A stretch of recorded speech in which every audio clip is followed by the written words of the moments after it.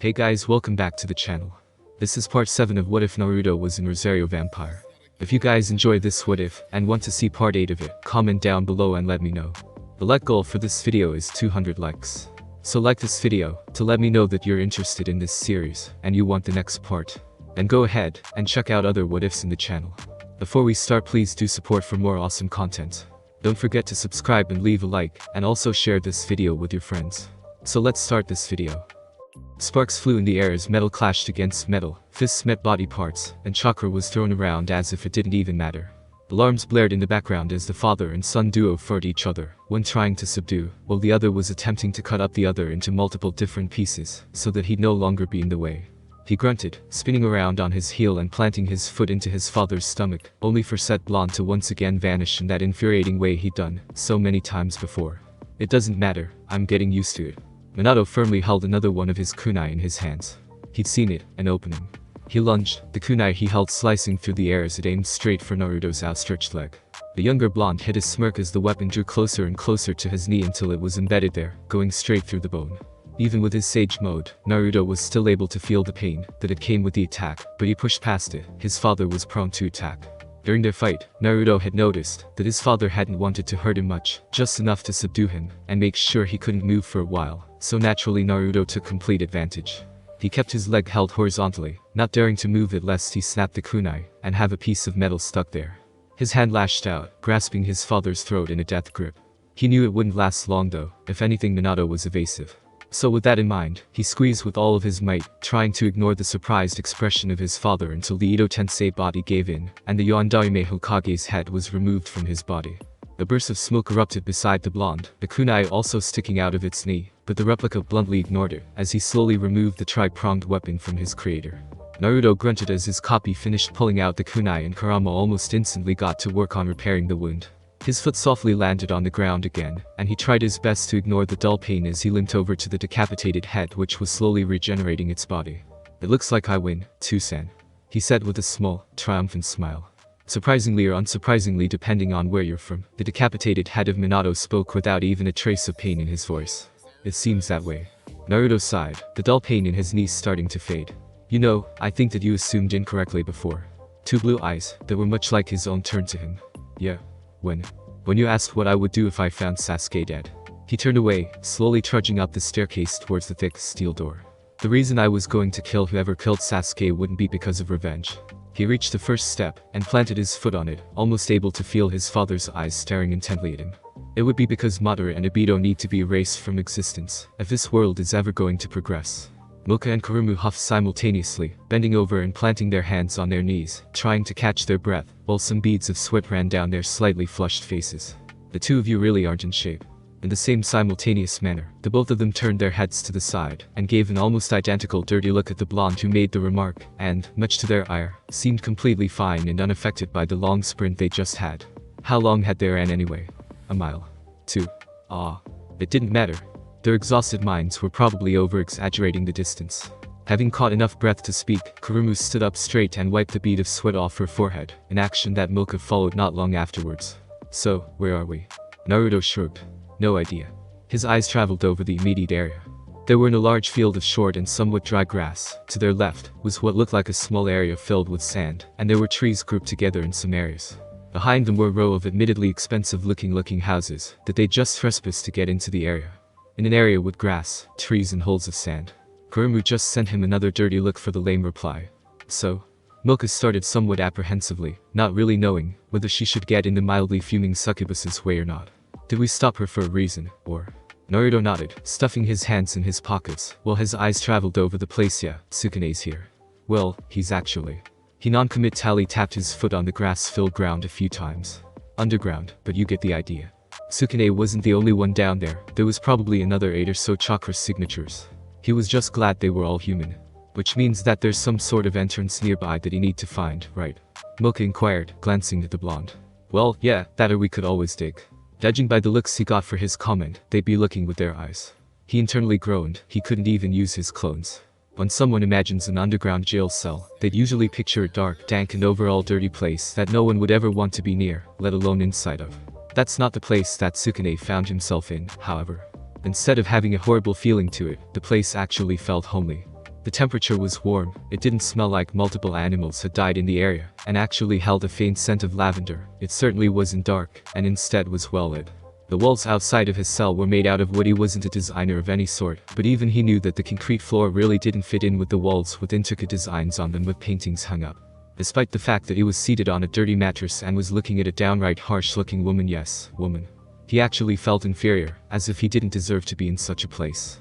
Shaking it off, he took in the features of the woman who had just chuckled in a way that made him want to cringe.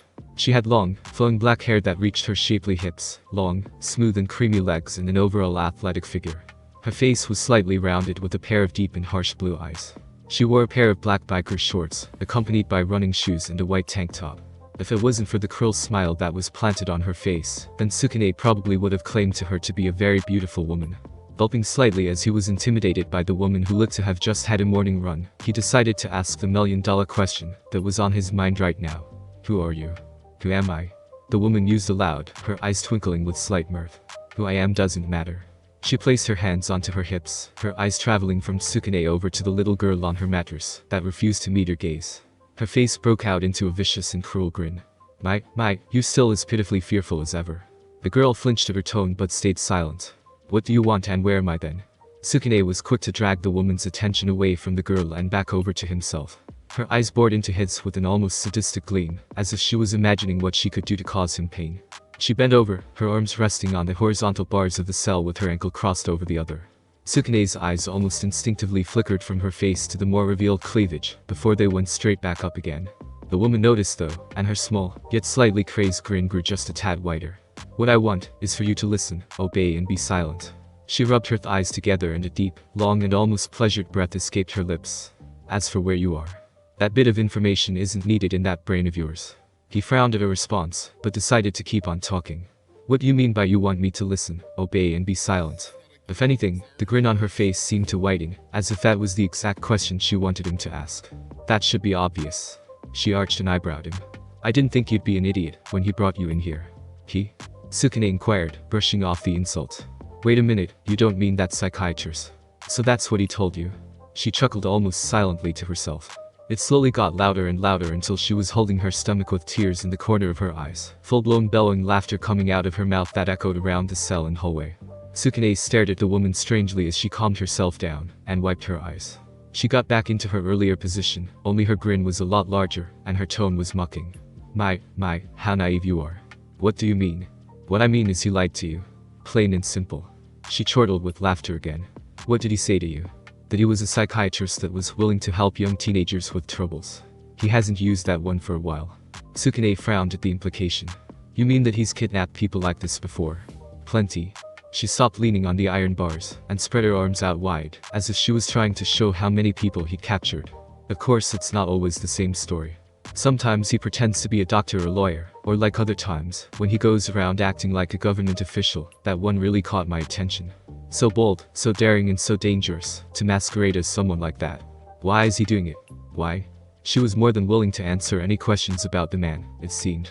Because he doesn't have a choice in the matter, honestly. She waved her hand in the direction of the small girl. You see the resemblance, don't you? Tsukune's head whipped around the small brown-haired girl, and squinted his eyes, as if he was studying her further. How didn't I see it before? Their eye color is different, but their hair color is exactly the same. Wait a minute, she said she didn't even know her own name before. Just how long has she been here? His head came rearing back to the woman with a glare. You mean you're forcing him into it?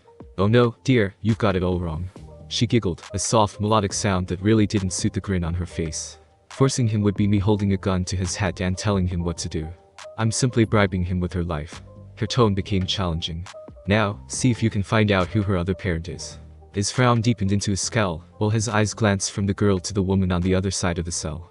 The both of them have almost identical eye colors and facial structures. Don't tell me. His eyes widened slightly, and the woman grinned wider. I see you figured it out, she exclaimed in a sing-song tone, before calming herself down and letting out a content sigh, her grin dying down into a small smile that still held the crazed quality to it. Ah, well, you provided with enough entertainment for now. She turned around and started to make her way down the hallway with a small spring to her step, missing the way Tsukune's fists clenched. I'll be going now. You probably won't see me again, as the next time you wake up you'll be far away from here. When the sound of her footsteps had disappeared along with her form, the brown-haired girl got up from her position, and once again planted herself in front of Tsukune, an ecstatic and excited smile on her face. So can you tell me about the other places that you spoke about before? Tsukune shifted until he was sitting cross-legged and placed his hands in his lap while looking at the girl. Does she not know that her own mother was just here? He thought sympathetically before giving her a small, slightly forced smile. Yeah, I guess I can. But where to start? Naruto sighed as he trudged along the grass, his currently red eyes with 3 tomo in them going from one side to the other. The trio had decided it was best to split up in order, to search for an entrance, to get to wherever Tsukune was. It was times like these that he idly mused on the fact that despite all the training he'd received, he'd never really been taught how to track someone down, just the basics. Sure, he could sense Tsukune's chakra along with the multiple others that were underneath the ground, but that wouldn't help him find an entrance. This is so tedious. He passed what looked like a small lake. And this place is so strange too. I mean, who creates something that has such short grass with small areas filled with sand, small lakes and holes that have flags in them? Humans, probably. Not in the mood. He got a snort and rolled eyes from the biju. More sand, grass, water and irritated grumbling from the blonde later, Kurama decided to speak up again. I wonder if you'd start searching faster, if you had a team of nearly naked women cheering you on. Kurama. Naruto's face burned as he pictured exactly what his partner had said. Despite there being no one else around him, Naruto felt the need to cough and regain his composure. Don't put that into my head again. And why not? He could almost picture the grin that the biju was wearing. I'm sure you liked it. After all, you're more like your godfather than you like to admit. I'm not like Hiro-senin. Not in the least. You keep telling yourself that, brat. His eye twitched. Kurama only usually called him a brat when he was purposefully trying to rile him up. Before he could make a retort, something came into his vision directly in front of him. However, just because it was straight in front of him, didn't mean that it would have been easy to spot for anyone that didn't have anything to enhance their eyesight. Sneaky. Just not enough. He mused as he made his way over to it, pushing the tree branches and shrubbery out of his way. Once he made his way through, he crouched down on one knee against the many leaves and sticks that littered the ground he was on. Jutting out of the ground, the camouflage lever stood just centimeters above everything that surrounded it. He grabbed it and pulled towards himself with a decent amount of strength. Light, muffled and almost undetectable whirling and clicking sounds reached his ears. Once the small sounds had stopped, the sticks and leaves just ahead of the lever started to shake before they slowly began to part away until it revealed a steel staircase going down. Despite it being well lit, easy to see down and with his Sharingan though, Naruto couldn't see the bottom of the staircase. He groaned and pinched the bridge of his nose as his eyes returned to their usual color. Great. Just what I've always wanted. He pulled the lever back, and the entrance slowly shifted back into his previous position, before he stood back up and started walking in the direction he felt Kurumu's Yoki, as she was the closest, at a sedate pace. When he arrived, he found the succubus looking frustrated as she walked along the grass, her head slowly going from side to side, so she didn't miss anything. Kurumu-chan. He called once he was within range. She turned to look at him as he made his way over with an eyebrow raise. Found it. She perked up, her frustration seemingly disappearing. Really? Where? He rolled his eyes. You way too eager. He said before turning around and walking in the direction he felt Moka's Yuki, the succubus walking in step beside him. We need to find Moka-chan first, you know. Then what? That should be obvious. He stuffed his hands in his pockets. We go in, beat up anyone in the way, find Tsukune, and then kick the guy hiding behind his lackey's ass. Why does there have to be someone hiding behind their lackeys? It's common sense, Kurumu-chan. There's always a final villain hiding behind everyone else, no matter what happens. Why does it have to be a guy then? It doesn't, I guess. It's just what came to mind first. Females can be considered guy in this instance, right? She deadpanned.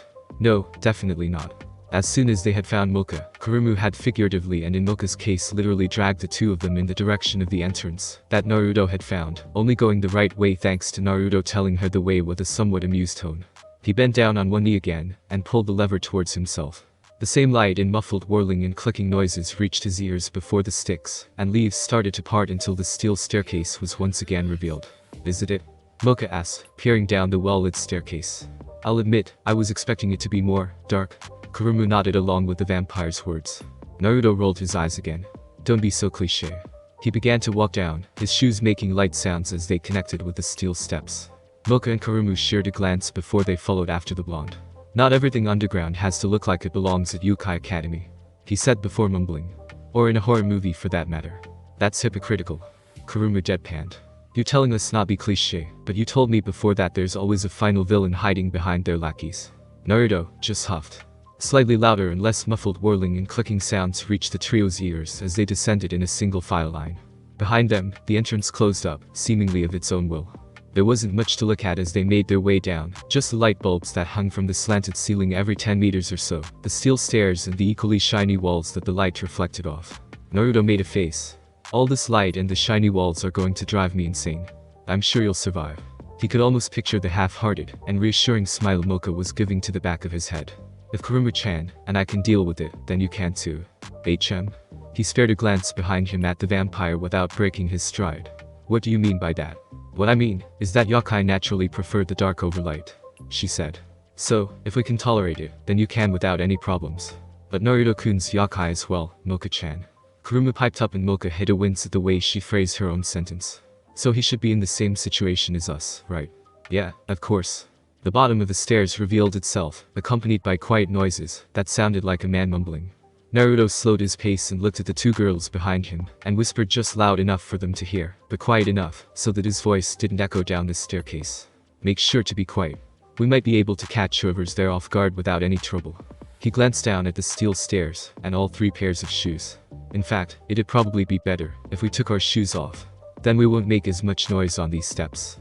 After some annoyed grumbling from Kuruma and a pout from Moka, the trio were back to making their way down the stairs, their shoes held in one of their hands. Naruto stopped on the bottom step before peering around the corner which had been on his left when he was still moving. The room itself was in the shape of a rectangle, with the stairs the trio were on at the bottom left. The floor was made of a dark gray carpet, accompanied by wooden walls with intricate designs with an assortment of paintings hung up. At the very top and top left of the room were comfortable-looking leather chairs and a couch, all being black in color. In the middle of the room, a brown table stretching around a meter long was set up. To the very right of the room in what would be the middle, was a corridor that led to who knows where. On the black, leather couch at the top of the room, a man could be sitting. His head that was filled with brown hair was hung down, and he had his hands clasped together over his legs, and he was mumbling. Please God, let this be the last one. What does he mean by that? Naruto mused. I suppose it doesn't matter right now though. He held his hand up to the two girls behind him, and mouthed for them to not move. The quick hand sealed later, and Naruto's form shimmered out of existence, stunning the 2 teenage yokai. Moka sniffed quietly. His sense gone too. Naruto slowly stalked across the carpet towards the man with his head hung down, making sure to not make any noise to bring the man's attention to him. That could be disastrous. The closer he got, the louder the man's mutterings became. I don't want to do it again. I just want her back. Naruto disregarded his words, and as soon as he was in range, he wrapped his hand around the man's neck tightly enough that it would take away his ability to speak, but leave him with enough air to survive on. Even if his breath started to come out in short, ragged breaths. You will forget the previous 20 minutes, and the next 20 minutes for the rest of your life, when I let go of your throat. Naruto commanded in English, his form coming back into existence with his shawering and swirling, and locked onto the man's eyes. Now that he didn't have his head hung down, Naruto was able to make out some stubble on his chin, and realized that he looked around 35 years old, exactly what Kuruma had said the one who'd taken Tsukune looked like. The man's eyes became dull, and the hands he'd used to grasp at Naruto's wrist in a futile attempt to get the blonde's hand away from his throat, dropped to his sides. Moka-chan, Kuruma-chan, you can come out now. He's not going to cause any problems. The aforementioned yokai walked onto the dark gray carpet, their respective shoes now worn back on their feet. When had they even put them back on, and why? He barely even remembered taking his own off. Maybe it was just a woman-like thing to do. Moka was the first to speak. Naruto-kun, how did you do that? Do what? Turn invisible. Maybe I'll tell you sometime, but not now. He turned his attention back to the fake psychiatrist and loosened his grip slightly, missing Moka's pout at being denied information. Where is Tsukune Ono? When he didn't get a reply, he took it as a sign that the man didn't know Tsukune's name. Where is the teenager that you abducted not long ago? The reply was brought to him in a flat monotone. He's in the cell area. Where is that? At the end of the corridor. Anything specific? When he once again didn't get an answer, he let go of the man's throat and let the body fall back onto the leather couch in a heap before turning around to face the vampire and succubus. Well, let's get going then. Where? Where else? Naruto shot back to the succubus as he made his way to the corridor, before walking down it, the other two falling in step beside him. Unlike the room they just left, the floor of the corridor was concrete instead of carpet. Oh, right, I should probably definitely. He stopped walking, and slipped his shoes back on, so that his hands were free of the burden. Kuruma rolled her eyes, while Moka just shook her head. It only took a few minutes for the trio to come to the end of the corridor. What they found at the end of it though, made Naruto's face twist in annoyance. The room was in the shape of a perfect circle with 4 corridors, each one having a large letter above it. Directly in front of the trio was the corridor with the letter N above it. To their right one had the letter E, the one to their left had the letter W, and the one they'd just come out of had the letter S. The floor was made out of the same concrete they'd been walking on, the walls were painted grey, while the roof had a painted on compass. North, east, south, and west. Moka said, observing the room, bringing both Naruto and Kurumu's attention to her as they both knew she was probably the smartest out of all of them. They're cardinal directions like the ones you'd find on a compass. She directed her attention to the roof. Though that should be pretty obvious going by the painting. Yes, right, of course. Naruto said lamely, having not even thought about it. Though it probably had to do with the fact that he'd never even used a compass before. Well then where do you sense Tsukune coming from, Naruto-kun? Kurumu asked. That way. He pointed at the end corridor. But these corridors could twist and turn, so it doesn't really matter which one we take. We're all going to have to split up then. Kurumu suggested. Luckily there's 3 of us, so we can all take a corridor on our own. Moka nodded, agreeing with the succubus, while seeing it as an opportunity to show Naruto that she wouldn't be a burden. If anything came up, that was. Yeah, we'll all go down one, to try to find Tsukune-kun. Naruto pursed his lips, not liking how they were suggesting on going off on their own in the enemy's den, but didn't argue on the matter. They weren't babies that needed him to hold their hands, after all. Alright, he agreed. Naruto-kun. Moka dragged his attention over to her. Take off my rosary. He didn't argue, feeling a little better that her other personality Yura, her name was while she was sealed, he reminded himself was going to come out. When he reached over to grab the item, he could have sworn he saw the red and slitted pupil that had appeared seconds before gleamed maliciously. As soon as the rosary came off with a clink, Moka's body started to change, her hips, bust, eye color, hair color, and even her expression. What Naruto hadn't expected when it was removed though, was the extremely hard slap that sent him rocketing away until he collided with the wall right next to the corridor that had the N above it. Kurumu blinked and a small sound of surprise escaped her mouth. He groaned, rubbing the side of his face where he'd been hit as he pulled himself out of the Naruto-sized crater that'd been formed from his body. Okay, maybe I deserved that for what I said before, but did she have to hit that hard? It really stings. Get up, Uzumaki. Moka ordered, her voice cold. He knew that she usually spoke that way, but this time it had an undertone of fury that made Naruto shiver and, not in a good way. When he had gotten back to his feet, she gave him the frostiest glare he'd ever seen, one that could have even made Madara pick up his gun by and walk away at the sight of it. I believe you have some apologizing to do. And not just to me, to my other half as well. I am sorry, he said. He'd never really been known to deal with an angry woman. When he saw her crossing her arms with, if it was even at all possible, her glare intensifying, he babbled out an almost incoherent set of words that roughly translated into, I'm sorry, but it's not exactly the right place to do this. Can we speak later? She grunted and turned towards the corridor that had the W above it before she began walking. I expect you to put a lot more effort into it than that, as well as a decent amount of blood. When she had left their sight, Naruto dropped onto his backside and pouted. She's going to drain me dry, he said miserably before sighing and slowly standing back up. You go down that one, Kurumu-chan. He pointed to the corridor that had the N above it. I'll take the east one. Yeah, alright. The corridor Naruto went down really wasn't different than the one they'd used to get into the room. His shoes collided and made soft noises against the concrete as he strolled through it. The walls were the same, just with different paintings on them. Before long, Naruto came to a sharp, left turn. Instead of simply walking around it, he peeked around the corner with his back to the wall. Sure enough, just like he had sensed, there were 2 men standing at attention right next to a steel door that looked really out of place on the wood walls. Both of the men had messy black hair and were wearing clothes that would pass as casual in the timeline he'd found himself in: jeans, a shirt, shoes, you know. Their expressions were a mix between annoyance and severe boredom as they stood there, their arms crossed. Strapped to their thighs were almost exact replicas of the weapons that Naruto had seen the 2 uniformed men back in Tokyo. Weapons that the people of this timeline, world or whatever use. He mused, slightly interested in what their effectiveness would be. His breathing increased slightly as well as his heart rate, while he felt excitement well up inside of him, and a small smirk came to his face. Well, let's see what they can do then. He walked around the corner and shouted to the 2 men in English. Hey, dickheads, over here. Almost instantly, their 2 heads with black mops on the top of them jerked in his direction with clear surprise on their faces. They calmed themselves and stood beside each other, blocking any way for the blonde to get through. The one on Naruto's right grabbed the weapon strapped to his thigh and aimed it at the blonde, the other man with the mop for a head following his actions a moment later, while fumbling the weapon slightly. Who are you, and how did you get in here? The one on the right demanded, his index finger pressed tightly to the trigger, ready to pull it at any given moment. Naruto kept his pace towards them. Straight to the point. Naruto mused aloud as he shook a carefree hand in their direction, the gleam in his eye making the one on the left nervous.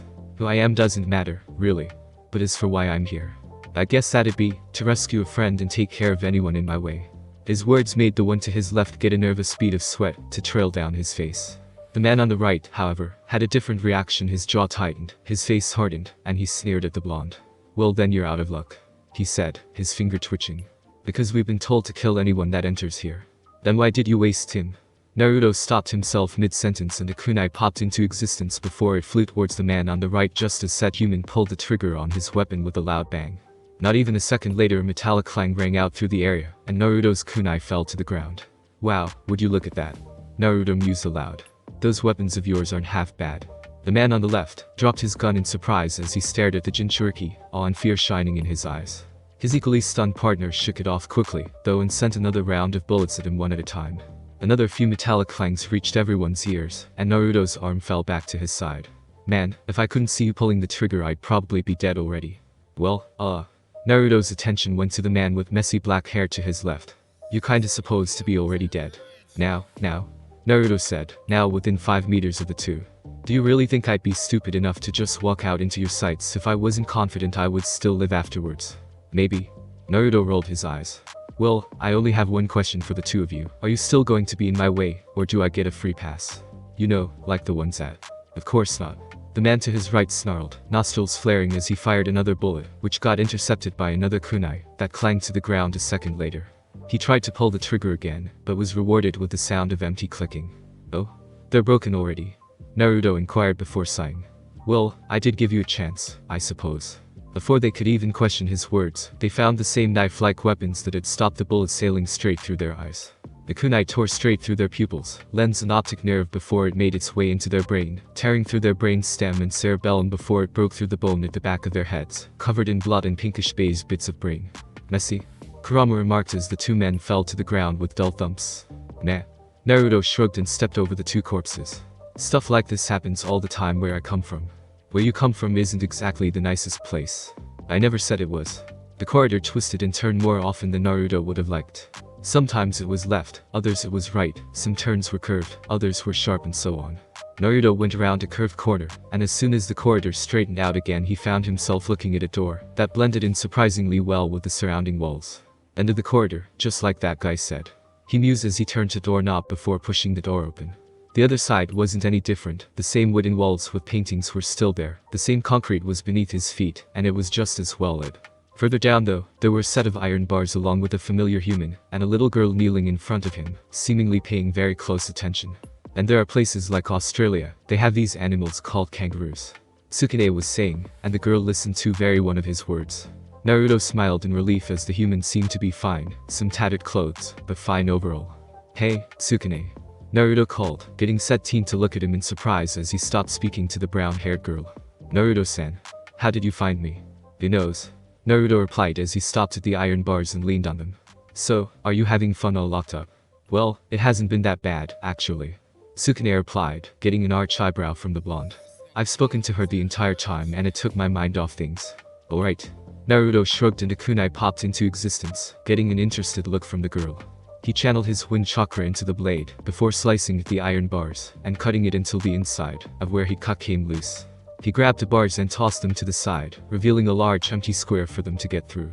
He performed a bow with an over-dramatic gesture of his hands, as a way of telling them to exit. Come on through, sir and madam, the rescue team is here to get you to safety. Tsukune resisted the urge to roll his eyes as he stepped out, eagerly followed by the small girl. Where are Moka-san and Kuruma-chan? Naruto glanced at Tsukune. We got split up. He answered as they began making their way back down the way Naruto had come. I can still sense them though, so they're still alive, at least. We'll go get them, get out of here and enjoy the rest of our vacation. But what about? Tsukune gestured to the small girl walking beside him with a smile on her face. Ah, right. Naruto murmured. Well, we can't exactly look after her, so maybe we can hand her over to the authorities or something. No need. Tsukune looked ahead again as Naruto opened the door, and gestured them through before closing it. We just need to find the guy that brought me here, that's her father. Either the brown-haired child didn't hear them, which was highly unlikely, or she didn't care what they were talking about. Is that who he was talking about before I confronted him? Naruto mused. Well, we're in luck then, because he's near the front of this place. The corridors twisted and turned again, only in the opposite direction, and the walls and paintings became a blur that didn't get much attention paid to them. Soon enough Naruto found himself back in the room with the compass painted on the roof. Before anyone could make a comment, Moka and Kurumu stepped out of the corridors that had the letters W and N above them respectively. There was some blood splattered on their clothes in minuscule amounts, but he guessed that it wasn't theirs. "Have fun?"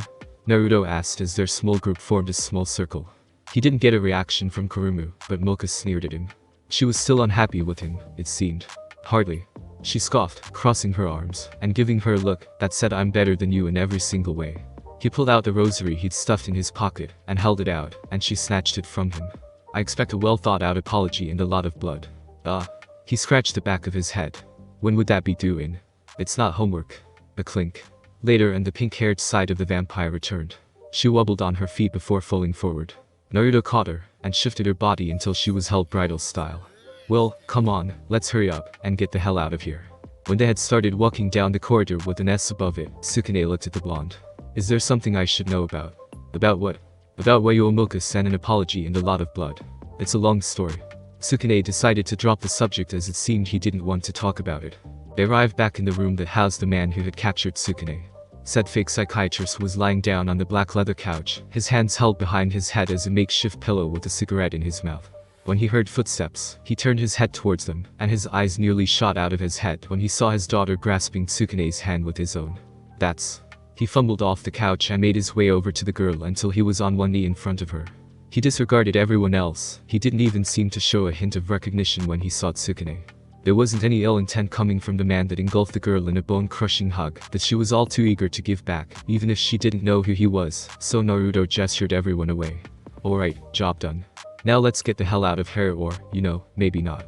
They'd made it to the bottom of the steel stairs. When the words left his mouth, footsteps could be heard coming from the corridor they just exited. "Who else could be here?" Kurumu asked, and Tsukune frowned. There wasn't exactly many people it could be.